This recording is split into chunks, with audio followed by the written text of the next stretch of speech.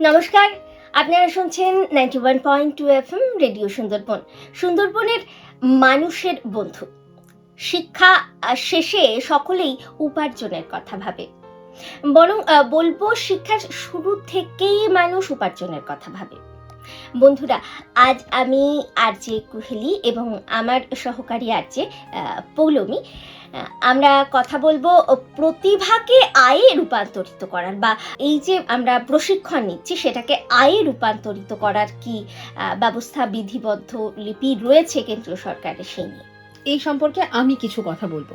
হ্যাঁ, অবশ্যই অবশ্যই। প্রধানমন্ত্রীর বিরাসত কি সংবর্ধন পিএম বিকাশ এই প্রকল্পটি নতুনভাবে চালু হয়েছে 30শে জানুয়ারি 2025 তারিখে হাল নাগাদ নির্দেশিকা সহ। এই প্রকল্প ক্ষমতা, দক্ষতা, কারিগরি সহায়তা এবং নারীর ক্ষমতায়নকে একসাথে যুক্ত করে কার্যকর করার উদ্যোগ হিসাবে কিন্তু কাজ করছে। আমিও এটির কথাই বলছিলাম।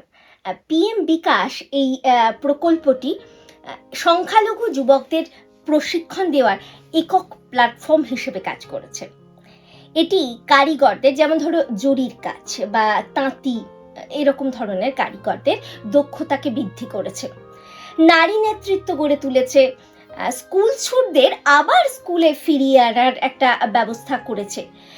এছাড়াও পাশাপাশি স্বল্প সুদে ঋণেরও ব্যবস্থা করেছে।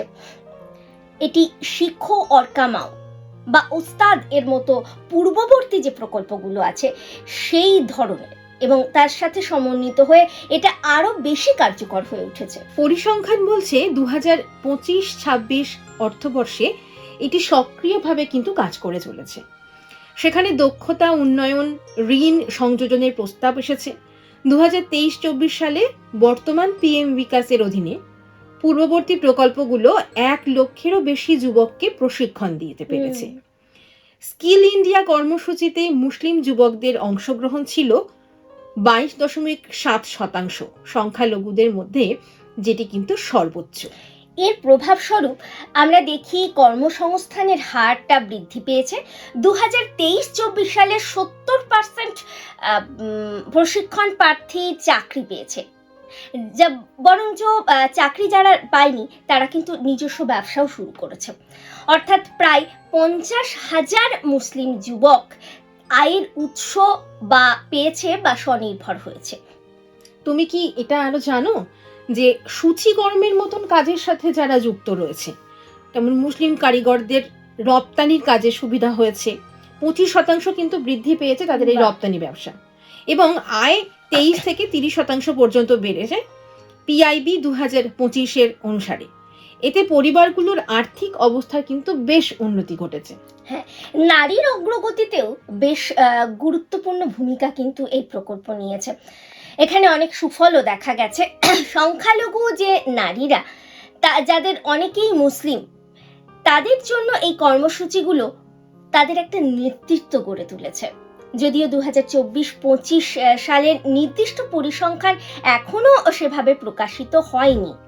অর্থাৎ পিএম বিকাশ দক্ষতা থেকে কর্মসংস্থান এবং বাজারের সাথে কিন্তু একটা সমান তালে সামঞ্জস্য রেখে চলেছে বা সংযোগ স্থাপন করে চলেছে।